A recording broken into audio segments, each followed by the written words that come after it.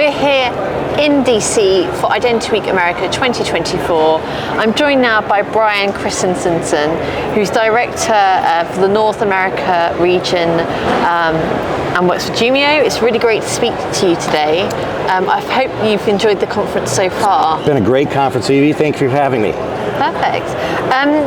Could you introduce yourself and, what are your reasons for fighting identity fraud?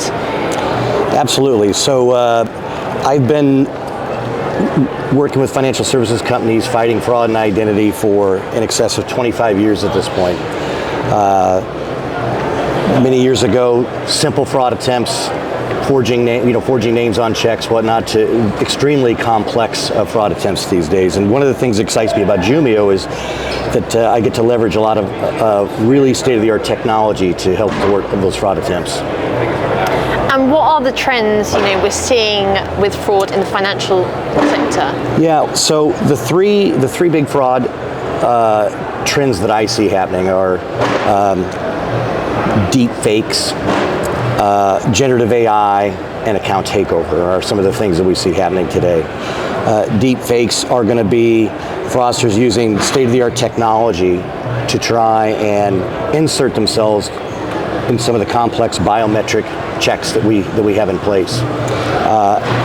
The generative AI, we've all heard tons about generative AI, and it has just made the fraudsters so efficient. It's put crazy tools in their hands.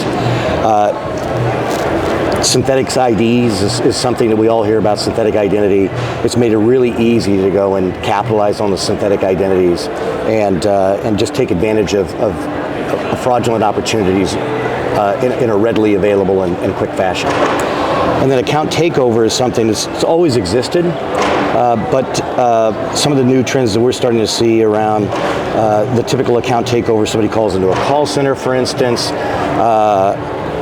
the knowledge-based questions, or even some of the voice identification tactics that were out there. A lot of the answers to those KBA questions are readily available on the dark web. Generative AI has helped thwart a lot of the vocal recognition attempts, and so we're using some of our technology to help deal with that as well. So we're hearing a lot about the trends in deepfakes, biometrics, and AI. Can you tell me how Jumio is helping to fight those trends? Yeah, there's a lot of challenges out there. So deepfakes, we're using a lot of advanced analytics, looking at micro expressions, a lot of different things to try and combat everything we've got going on there. We're able to capture video injection. Much of it is proprietary, so I can't get into it in too much detail, but Jumio holds over 380 patents behind what we do, so a lot of really unique patented technology that we're applying there.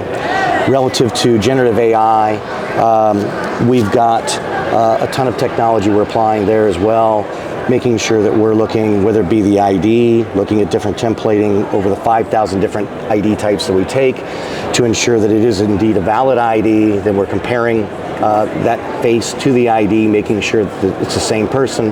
We're doing liveness checks all behind the scenes, using a lot of patented technology behind that as well.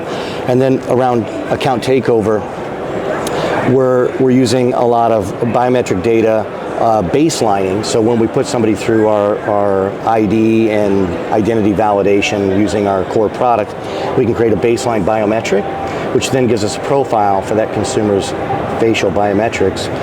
When they come in and say they want to do an address change on their account, or they want to withdraw a large amount of money, or they want to do a large wire transfer, those high-risk transactions, we can present a re-authentication moment to them to where we say, hey, you've entrusted us with your money. We take that very seriously as a financial institution. We want to authenticate that this is still you. They can send a link to the consumer's phone or computer or whatever method or channel they want to go do, and compare it against that baseline, make sure it's still them, make sure it's still their device. There's a lot of interesting passive signals we can get that way. And you've got a personal story of experience in fraud, don't you? I do, yeah. Again, 25 years in fraud ID, I probably would consider myself paranoid around identity attacks.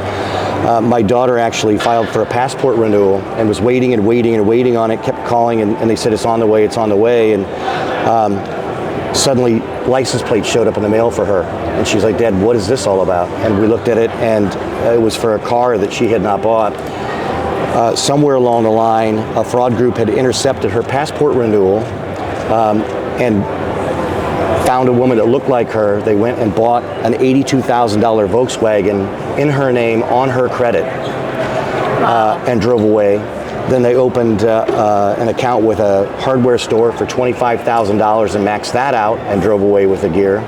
And then they randomly went to bank branches, found the bank that she banked at, and made 5 different withdrawals of $1,500 each from her branch because it was a valid ID. And what's interesting is Jumio believes we would have been able to solve for all 3 of those instances just by using various components of our ID solution, comparing, while it was still a valid ID, comparing that person's face to that ID, we would have been able to catch that indeed was not my daughter. Thank you for sharing that. Thank you for the interview, and I hope you enjoy the rest of the conference. Thank you so much for the time. Keep your fight against fraud vigilant, and please come check out Jumio. We'd love to present a demo to show you some of the different use cases and things that we can solve for.